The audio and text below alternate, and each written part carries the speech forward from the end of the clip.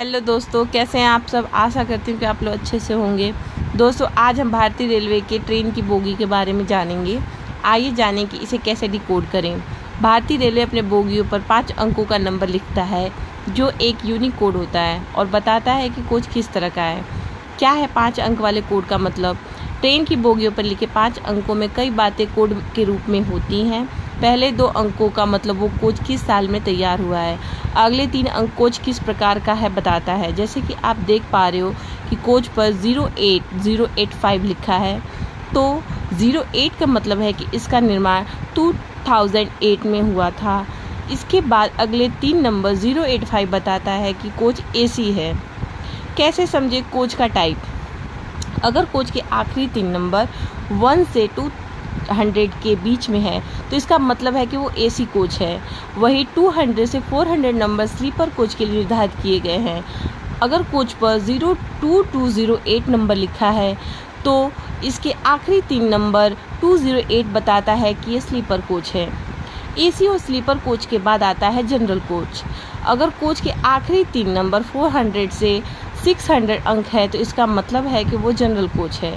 Coach पर 15509 number लिखा है तो ये आखिरी 3 नंबर 509 बताता है कि यह स्लीपर कोच है।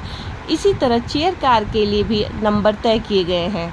अगर कोच नंबर के अंत में 600 से 700 तक नंबर लिखे हैं तो इसका मतलब वो एक चेयर कार कोच है।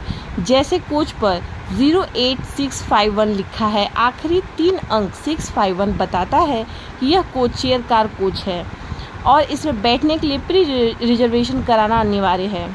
इसी तरह 700 से 800 तक के नंबर बताते हैं कि वो सामान को ले जाने वाला सीटिंग कम लगेज रेक कोच है। जैसे कोच के बाहर 05731 लिखा है तो इसका मतलब है कि वह आखिरी 3 नंबर 731 700 से 800 के बीच आते हैं, तो यह कोच सीटिंग कम लगेज रेक कोच है। इसी प्रकार 800 से 900 के बीच सामान ब्रेक और जनरेटर कार के लिए तय किया गया है। जैसे कोच पर 05859C लिखा है तो इसका मतलब यह हुआ कि यह सामान ब्रेक और जनरेटर कार हुआ। सी का मतलब इस कोच के बाद अब कपलिंग नहीं है, अर्थात इस कोच के बाद कोई भी कोच ट्रेन में नहीं जोड़ा जाएगा। साथ ही आखिरी कोच के पीछे एक्स और एल भी लिखा होता है। एक्स अक्षर का मतलब होता है कि यह ट्रेन का आखिरी डब्बा है। इससे यह संकेत मिलता है कि पूरी ट्रेन जा चुकी है और कोई कोच छूटा नहीं होता। आखिरी कोच पर लिखे हुए एल भी का मतलब हुआ कि लास्ट व्हीकल।